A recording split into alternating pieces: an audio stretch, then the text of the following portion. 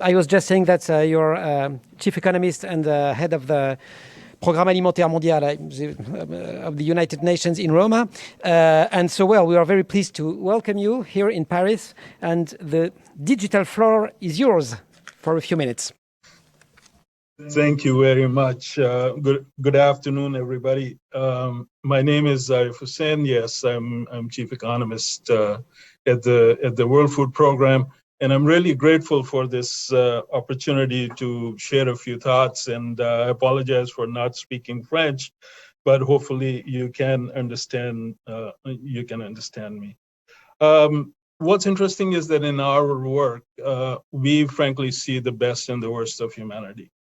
And what I've always believed is that if you want to solve a problem, you must understand that problem, right? So first and foremost, we need to make sure that we really understand what is wrong if we want to solve that problem. And in today's world, there's a lot of things which are wrong. And for the World Food Program, we deal with something as basic as hunger. And I can tell you that today there are about 276 million people, that is like 4 times the size of population of France, who are in what we call a hunger crisis. Of these people, there are about 44 million people who are like one step away from a famine. Now, these numbers, these are, when I mention these numbers, people say, why in 21st century we have such a big issue on the hunger side?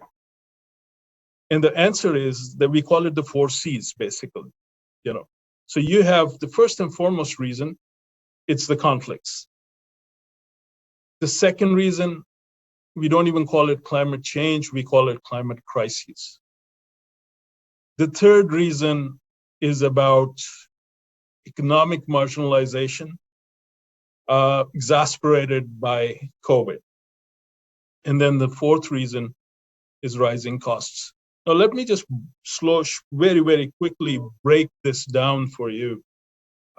In terms of conflicts, it is the biggest contributor to hunger. Almost 100 million plus people are in extreme hunger because of conflict.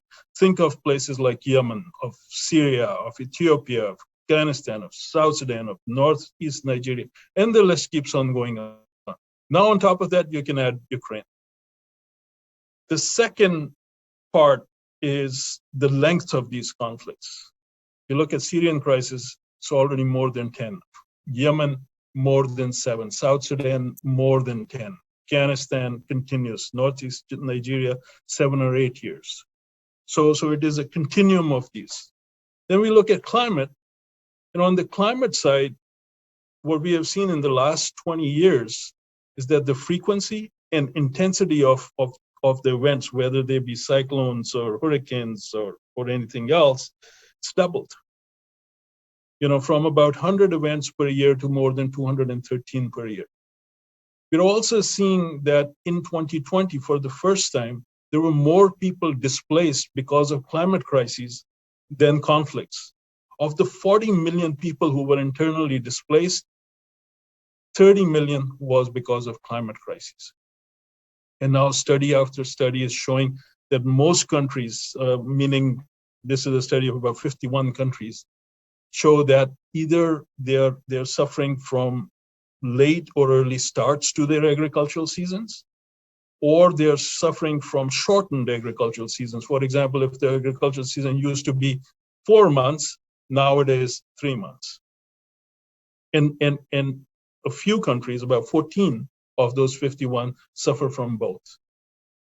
Now, so you have conflict, you have climate, and now what about COVID? COVID was unique because it not only affected people's income, like people losing jobs. At one stage, 225 million jobs were lost in the world. So it affected the income, the purchasing power of the people. But it also impacted the prices. Because of supply chain disruptions, prices went up. So on one side, you were facing Lower income, on the other side, higher prices. So what happened? People suffered. The second thing was that governments, big and small, they spent upwards of $26 trillion in less than 2 years. That is like 30% of the global GDP spent to deal with the consequences of disease and its economic fallout. That is 30%, like I said, of the global GDP spent in 2 years.